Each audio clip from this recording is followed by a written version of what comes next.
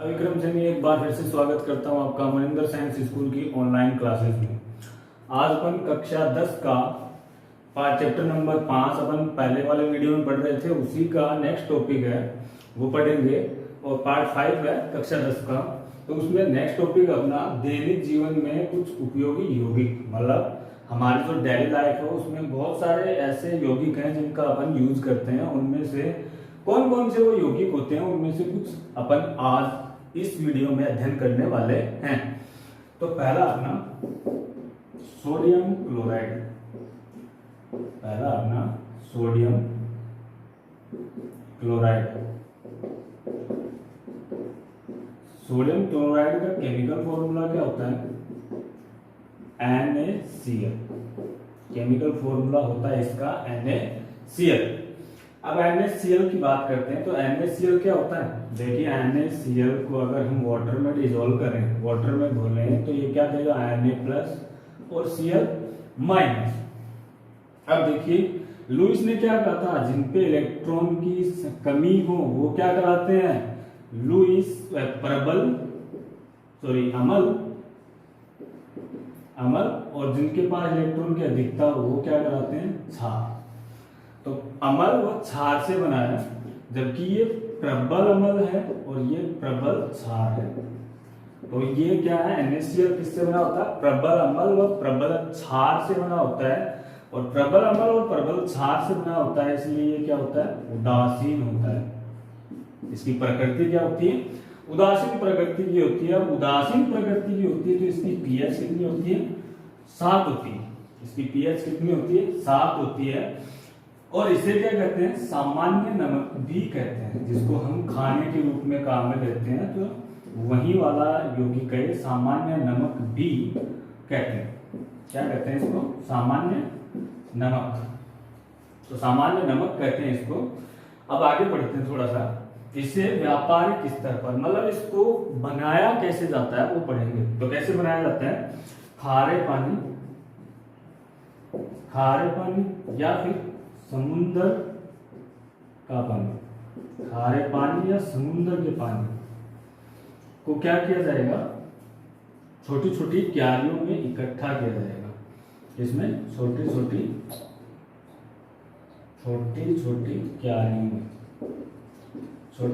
क्यारियों में पहले क्या किया जाएगा? इकट्ठा किया जाएगा। इसको खारे या समुद्र के पानी को छोटी छोटी क्यारियों में इकट्ठा किया जाता है। अब छोटी छोटी क्यारियों में इकट्ठा करने के बाद क्या होता है? वो जो पानी इकट्ठा होता है वो क्या होता है? वाष्पीकृत होता है। क्या होता है? वाष्पीकृत होता है।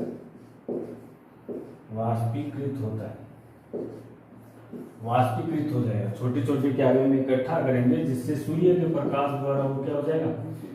सूर्य के प्रकाश द्वारा क्या हो जाएगा? वो वाष्पीकृत हो जाएगा। वाष्पीकृत हो जाएगा तो हमारे पास अशुद्ध नमक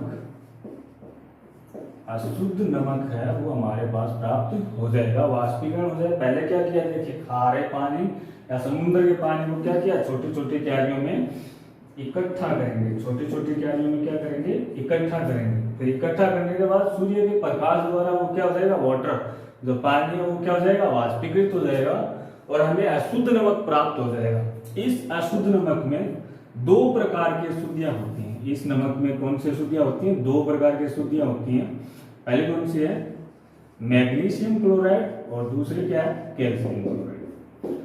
ये 2 प्रकार की इसमें अशुद्धियां पाई जाती हैं। मतलब जो हमने नमक बनाया है उसमें 2 प्रकार की अशुद्धियां होंगे, मैग्नीशियम क्लोराइड की अशुद्धियां या कैल्शियम क्लोराइड की अशुद्धियां। अब जो हमारे पास ये 2 प्रकार की अशुद्धियों वाला जो नमक बन गया है, इसको फिर से क्या करेंगे? बड़ी बड़ी टंकियों में डाला जाएगा। इसको बड़ी बड़ी टंकियों में डाला जाएगा। तो क्या डाला जाएगा? इसका संतृप्त विलयन डाला जाएगा और उसमें क्या पास करवाई जाएगी? HCl गैस पास करवाई जाएगी। HCl गैस पास करवाई जाएगी, जिससे सम आयन प्रभाव द्वारा हमें क्या प्राप्त हो जाएगा? शुद्ध NaCl प्राप्त हो जाएगा। शुद्ध NaCl प्राप्त हो जाएगा। ये पूरी प्रोसेस है इसकी बनाने की। तो इस प्रकार हम शुद्ध नमक प्राप्त कर सकते हैं। नेक्स्ट है, इसी में सोडियम क्लोराइड के गुण पढ़ेंगे। सोडियम क्लोराइड के कौन कौन से गुण होते हैं। तो गुण में क्या पढ़ते हैं अपन, ध्यान रखना, गुण में सबसे पहले तो अपन भौतिक गुण पढ़ते हैं। किसी को भी अगर डाउट हो या नहीं याद हो उस टाइम पे, तो याद रखना कि जिस भी यौगिक के हमारे को गुण पूछे जाए तो उसके भौतिक गुण याद रखना। भौतिक गुण में क्या होता है, रंग, गंध, अवस्था, तीन तो ये होते हैं। या तो इनके बारे में लिख दो, रंग, गंध, अवस्था। 2 नंबर मैंने तीनों इसमें घुसा दिए हैं। तो रंग, गंध, अवस्था ये तीन अलग अलग हैं। ये सेकंड नंबर, ये थर्ड नंबर रंग, गंध, अवस्था। और फोर्थ नंबर क्या होता है, विलेयता। और फिफ्थ नंबर क्या होता है, गलनांक व क्वथनांक। इन्हीं से रिलेटेड पॉइंट अपन लिखेंगे। गुण में सिर्फ यही लिखना है। जब भी आपको गुण नहीं याद रहते कि गुण में क्या लिखना है, तो ध्यान दीजिए, गुण में रंग, गंध, अवस्था, विलेयता, क्वथनांक और गलनांक के बारे में इसकी जानकारी रखिए और वो लिख दीजिए। अब देखिए, मैंने कहा था सोडियम क्लोराइड को हम साधारण नमक भी कहते हैं। तो साधारण नमक का रंग कैसा होता है, सफेद होता है। बात सीधी सी है, क्या होता है, सफेद होता है। तो यह है श्वेत ठोस पदार्थ होता है। अवस्था भी इसी में लिख दी हमने, श्वेत ठोस पदार्थ होता है। एक पॉइंट बन गया अपना, रंग और अवस्था को मिला के एक पॉइंट अपना तैयार हो गया है कि यह श्वेत ठोस पदार्थ होता है। दूसरा देखिए, चलो यहां से विलेयता लेते हैं। जल में क्या होता है, विलेयता हमें देखनी है। जल में या मतलब जल में ढूंढनी है या फिर जल में नहीं होता तो लिख देना जल में अविलयशील होता है। तो और जल में, नमक को अगर हम जल में बोले तो क्या होता है, जल में विलयशील है। जल में घुलता है तो जल में विलयशील होता है। सेकंड पॉइंट तैयार हो गया गुण का। इसी में से ये 5 पॉइंट है। थर्ड देखिए, इसका गलनांक। तो इसका गलनांक कितना होता है, याद रखना, NaCl का गलनांक होता है 1081 केल्विन। 1081 केल्विन। तो थर्ड अपना पॉइंट तैयार हो गया है, इसका गलनांक 1081 केल्विन होता है। फोर्थ नंबर देखिए, मैंने जब ये पढ़ा रहा था स्टार्ट में मैंने क्या बताया था, ये अम्ल और प्रबल अम्ल और प्रबल क्षार से बना हुआ है। तो अम्ल और क्षार क्या होते हैं, आयंस में टूट जाते हैं। क्या हो जाते हैं, आयंस में टूट जाते हैं जलीय विलयन में। तो वैसे ही ये जलीय विलयन में आयनित हो जाता है। मतलब जैसे इसको हम जल में डालेंगे, जैसे NaCl को जलीय विलयन लें तो जलीय विलयन में ये क्या होगा, आयनित हो जाएगा, Na+ और Cl- आयंस में टूट जाएगा। तो जलीय विलयन में क्या हो जाता है, आयनित हो जाता है। इसी प्रकार हम इसके गुण लिख सकते हैं। तो NaCl के गुण हैं ये। दोबारा देख लीजिए एक बार, यह श्वेत ठोस पदार्थ है, सफेद होता है और ठोस होता है, सभी को मालूम है। जल में विलयशील होता है, जल में घुलेंगे तो जल में भी आसानी से घुल जाता है। इसका गलनांक कितना होता है, 1081 केल्विन होता है। कितना होता है, 1081 केल्विन। और जलीय विलयन में देखिए, अम्ल व क्षार है, उदासीन है, अम्ल व क्षार से बना हुआ। तो अम्ल व क्षार दोनों क्या होते हैं, जलीय विलयन में आसानी से आयनित हो जाते हैं। तो ये क्या होगा, जलीय विलयन में आयनित हो जाएगा। और जलीय विलयन में आयनित होकर क्या देगा, Na+ और Cl-। तो ये जलीय विलयन में आसानी से आयनित हो जाता है। नेक्स्ट हम पढ़ते हैं इसके उपयोग। NaCl के उपयोग। तो NaCl के उपयोग क्या होते हैं,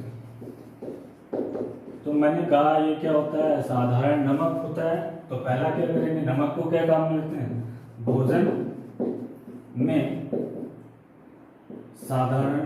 में नमक के रूप में, डाला होगा कि भोजन जब भी करते हैं उसमें नमक के रूप में NaCl को डाला जाता है। तो भोजन में नमक के रूप में। दूसरा क्या, खाद्य परिरक्षण में, खाद्य परिरक्षण के रूप में।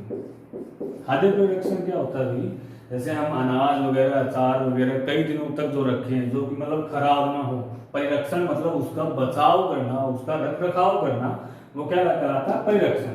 और किसका परिरक्षण कर रहे हैं, खाद्य पदार्थों को। खाद्य पदार्थों को लंबे वक्त तक खराब होने से बचाने के लिए भी हम NaCl का उपयोग उसमें किया जाता है, ताकि उसमें कोई भी कीटनाशक ना लगे।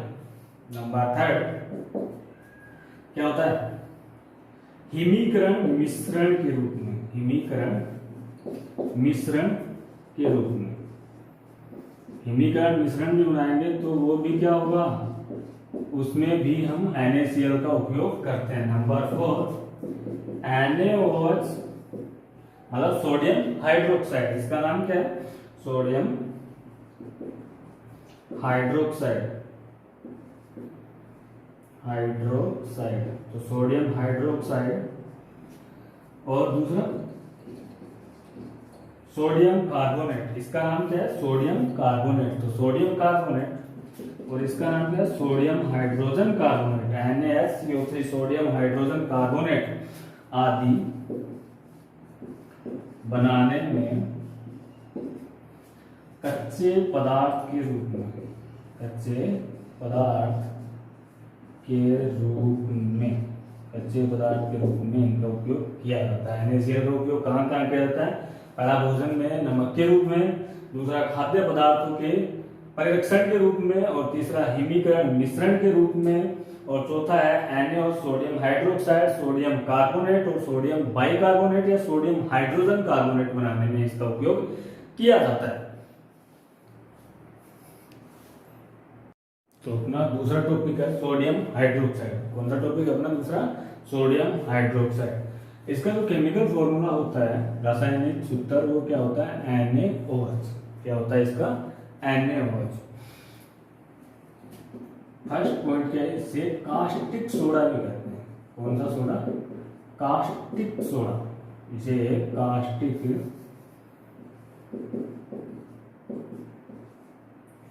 कास्टिक सोडा भी कहते हैं। याद रखना, कास्टिक सोडा भी कहते हैं। कई बार एग्जाम में इसी के नाम से क्वेश्चन आता है कि कास्टिक सोडा किसे कहते हैं, इसी के नाम से आता है। तो ये बात जरूर ध्यान में रखें कि इसे कास्टिक सोडा भी कहते हैं। इंपॉर्टेंट ये ही नाम है इसका, कास्टिक सोडा।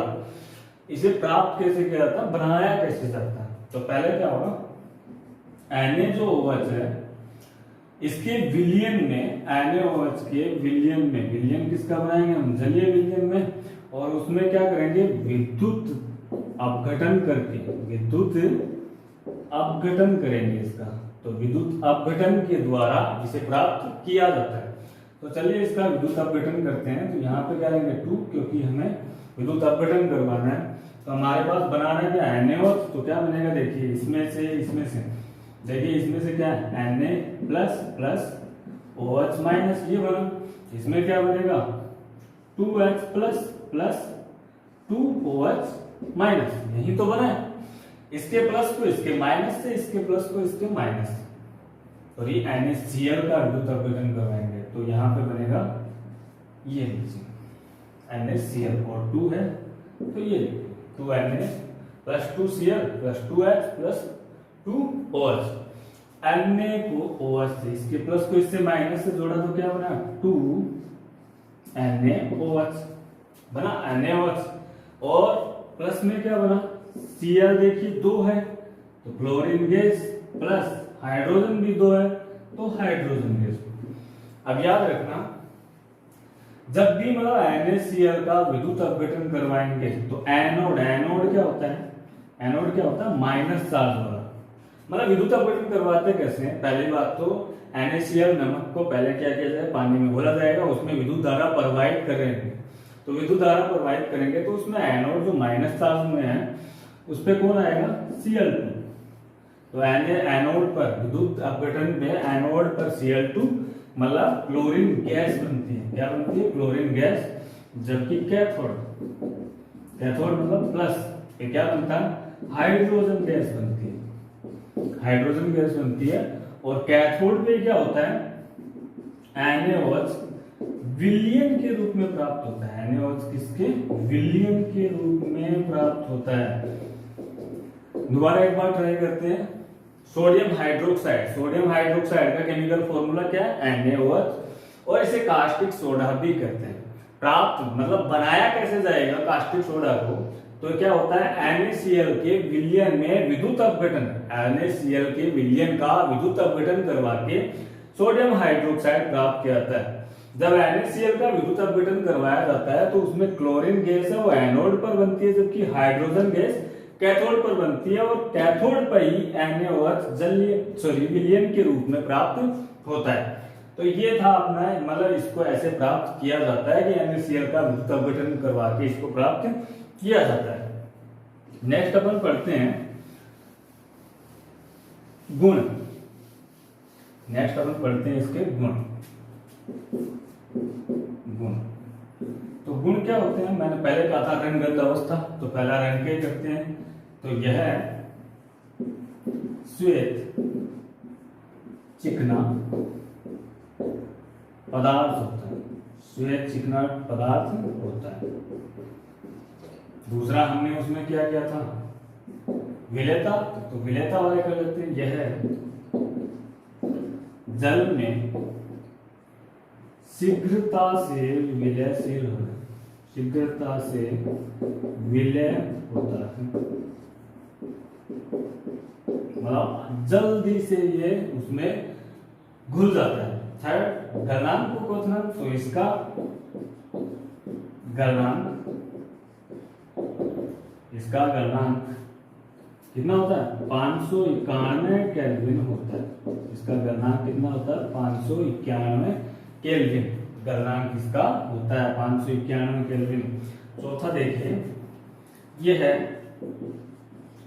प्रबल क्षार है। प्रबल क्षार कैसे पता लगेगा कि यह प्रबल क्षार है, जो बताता हूं, जो जलीय विलयन में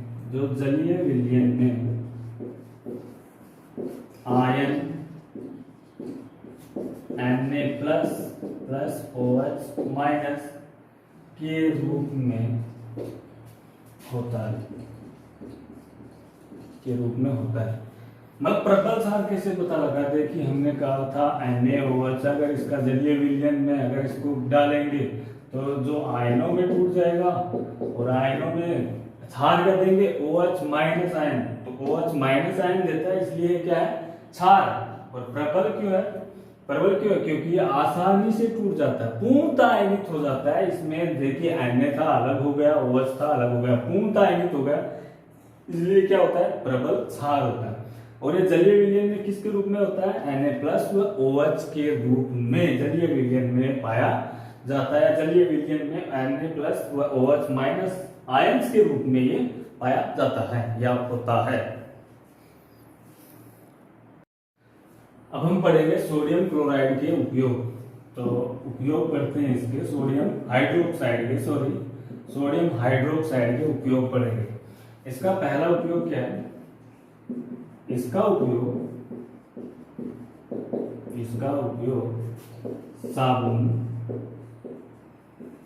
साबुन निर्माण में, सिल्क निर्माण में व कागज उद्योग में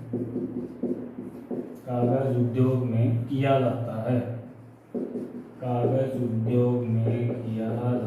है। मतलब साबुन बनाने में भी NaOH सोडियम हाइड्रोक्साइड का उपयोग, सिल्क निर्माण में भी, और कागज उद्योग में भी सोडियम हाइड्रोक्साइड का उपयोग होता है। नंबर सेकंड है बॉक्साइड के धातुकरण के रूप में। बॉक्साइड जो एक अयस्क होता है उसके धातुकरण में, मतलब गलाने के या शुद्धिकरण के रूप में, उसको फिल्टर करने में या उनको डिफाइन करने में इसका उपयोग किया जाता है, मतलब धातुकरण में इनका उपयोग किया जाता है। नंबर थर्ड है पेट्रोलियम पदार्थों के शुद्धिकरण में। पेट्रोलियम पदार्थों के शुद्धिकरण पेट्रोलियम जो पदार्थ होते हैं उनके शुद्धिकरण के रूप में भी पेट्रोल में पेट्रोल, डीजल, केरोसिन, ग्लिसरीन आदि मिक्स होते हैं, कोल तार आदि को शुद्ध करने के रूप में भी सोडियम हाइड्रोक्साइड का उपयोग किया जाता है। नंबर 4 क्या है? पेट्रोलियम शुद्धिकरण में हो गया। वसा है तेलों के निर्माण में, वसा हुआ तेलों के निर्माण में, वसा बनाने में और तेल निर्माण में भी सोडियम हाइड्रोक्साइड का उपयोग किया जाता है। नंबर 5 है प्रयोगशाला अभिकर्मक के रूप में, प्रयोगशाला अभिकर्मक के रूप में। तो ये थे अपने इसके उपयोग। क्या उपयोग है इसका? उपयोग साबुन, सिल्क व कागज उद्योग में किया जाता है। दूसरा बॉक्साइड के धातुकरण के रूप में। थर्ड पेट्रोलियम पदार्थों के शुद्धिकरण में। फोर्थ है वसा व तेलों के निर्माण में। और फिफ्थ है प्रयोगशाला अभिकर्मक के रूप में। तो ये थे अपने सोडियम हाइड्रोक्साइड के उपयोग। अब नेक्स्ट अपन पढ़ते हैं विरंजक चूर्ण। थर्ड नंबर टॉपिक अपना विरंजक चूर्ण। इसका केमिकल फॉर्मूला क्या होता है? ध्यान दीजिए CaOCl2 ये होता है केमिकल फॉर्मूला किसका? विरंजक चूर्ण का, CaOCl2। अब इसका वैज्ञानिक नाम या रासायनिक नाम क्या होता है इसका? रासायनिक नाम यह बहुत इंपॉर्टेंट है, याद रखना। रासायनिक नाम क्या होता है? देखिए पहले क्या है? कैल्शियम है, तो पहले इसका नाम लिखिए कैल्शियम। फिर देखिए क्या? ऑक्सीजन, तो ऑक्सीजन का अपन क्या काम में लेंगे? Oxy, calcium oxy. और फिर क्या है? क्लोरीन, तो क्लोराइड, कैल्शियम ऑक्सी क्लोराइड। ये क्या इसका रासायनिक नाम होता है? किसका? विरंजक चूर्ण का रासायनिक नाम क्या होता है? Calcium oxy chloride. फिर इसका उत्पादन, मतलब इसको बनाया कैसे जाता है? तो बुझे हुए चूने पर, याद रखना, बुझे हुए चूने पर क्लोरीन गैस प्रवाहित करके बनाया जाता है। मतलब क्या होगा? बुझा हुआ चूना होगा, उस पर क्या प्रवाहित करेंगे? क्लोरीन गैस प्रवाहित करेंगे, तो हमें विरंजक चूर्ण प्राप्त हो जाएगा। तो पहले बात करते हैं, देखिए कैल्शियम ऑक्साइड CaO, मैं बात कर रहा हूं CaO, कैल्शियम ऑक्साइड की। इसको क्या कहते हैं? बिना बुझा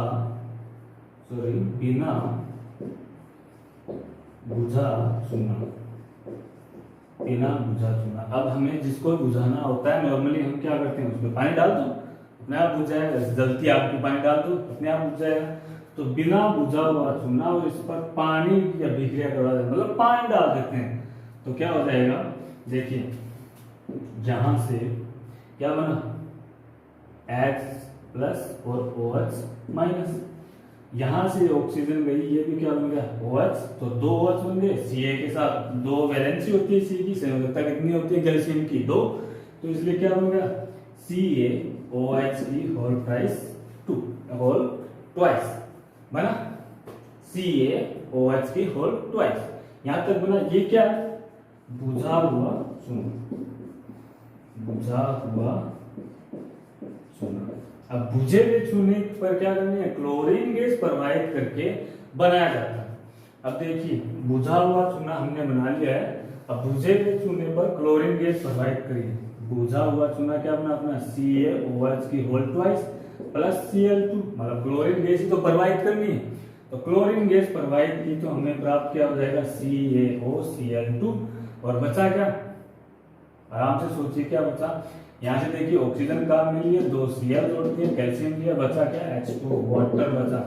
तो इस प्रकार हमें कैल्शियम ऑक्सीक्लोराइड या विरंजक चूर्ण हमें प्राप्त होता है। तो विरंजक चूर्ण कैसे बनाया जाता है? बुझे हुए चूने पर क्लोरीन गैस प्रवाहित करके विरंजक चूर्ण का उत्पादन किया जाता है। नेक्स्ट अपन पढ़ेंगे विरंजक चूर्ण के गुण, मतलब विरंजक चूर्ण के कौन कौन से गुण होते हैं वो पढ़ेंगे। तो पहला पढ़ेंगे यह है पीला, तेज गंध वाला ठोस पदार्थ है। तेज गंध वाला कौन सा पदार्थ है? ठोस पदार्थ है। मतलब ये इसका कलर क्या होता है? पीला होता है, और इसमें गंध क्या होती है? भयंकर गंध होती है, तेज गंध होती है, और ठोस पदार्थ ये होता है। सेकंड क्या है? ठंडे जल में विलयशील है। ठंडे जल में विलय है। चलो, ठंडे जल में आसानी से घुलता है, गर्म जल में आसानी से नहीं घुलता। नंबर 3 है वायु में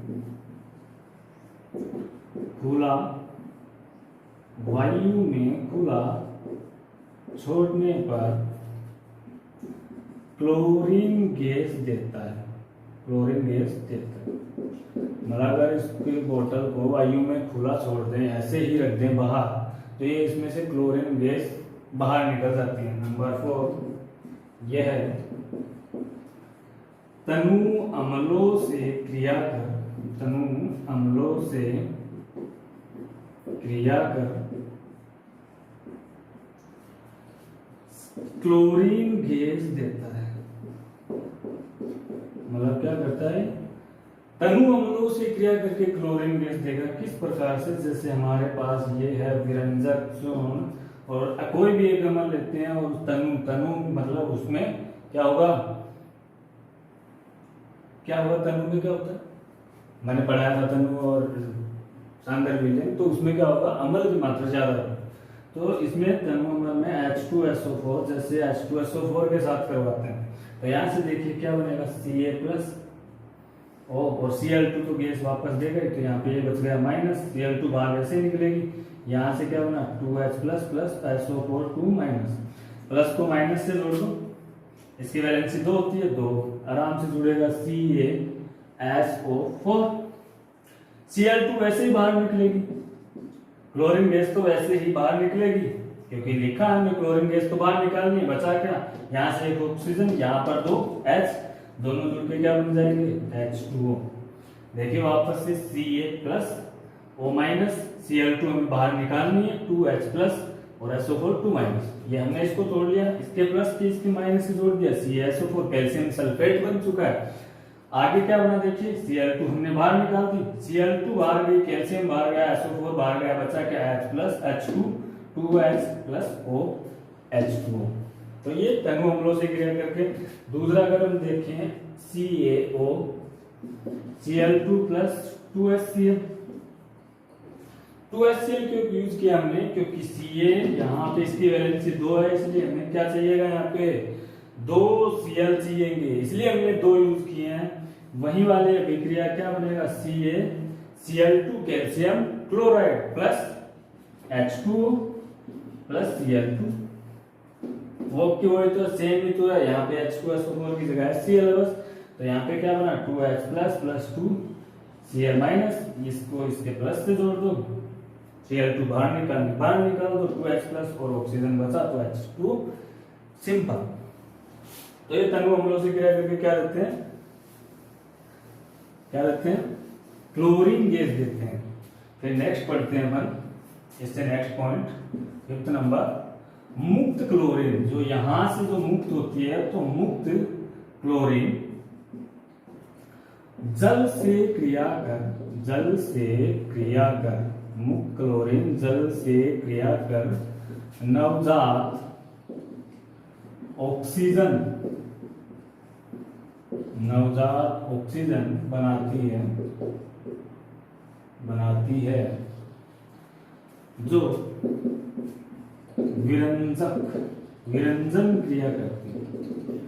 विरंजन क्रिया करती है। मतलब क्या होगा? ये जो क्लोरीन गैस मुक्त हुई है, क्लोरीन गैस किससे क्रिया करेगी? जल से, और जल से क्रिया करके क्या बनाएगी? नवजात ऑक्सीजन।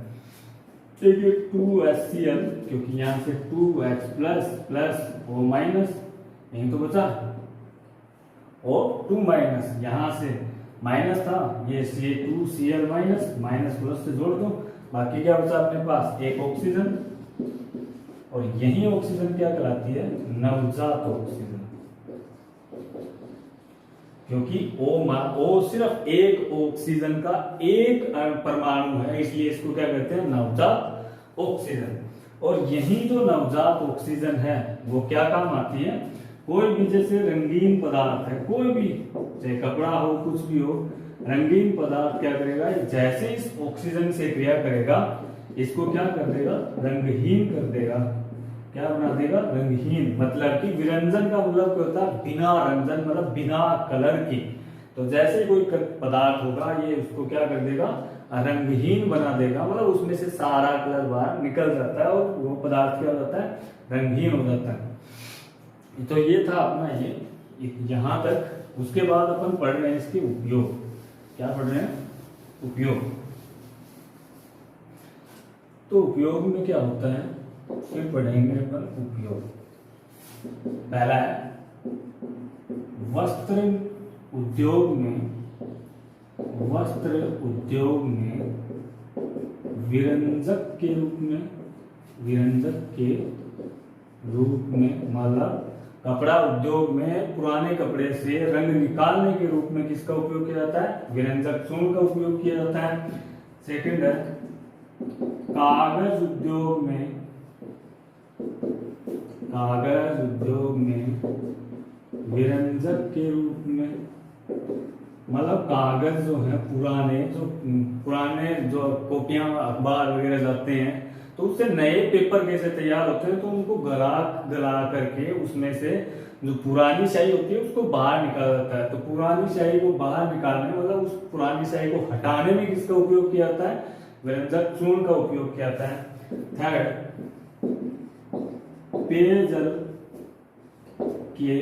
पेयजल के शुद्धिकरण में, पेयजल के शुद्धिकरण में, ये सबसे इंपॉर्टेंट पॉइंट है। पेयजल के शुद्धिकरण में ये सबसे इंपॉर्टेंट पॉइंट है, बहुत बार एग्जाम में पूछा जाता है कि पेयजल के शुद्धिकरण में कौन सा पदार्थ का उपयोग किया जाता है, तो विरंजक चूर्ण का उपयोग किया जाता है। इसलिए ये क्या है, इंपॉर्टेंट पॉइंट है, इसको ध्यान रखना। फोर्थ है रोगाणुनाशक के रूप में, रोगाणुनाशक के रूप में। और फिफ्थ नंबर है प्रयोगशाला अभिकर्मक के रूप में, प्रयोगशाला अभिकर्मक के रूप में। तो ये थे अपने विरंजक चूर्ण के उपयोग। आज के लिए बस इतना ही, नेक्स्ट वीडियो में पढ़ेंगे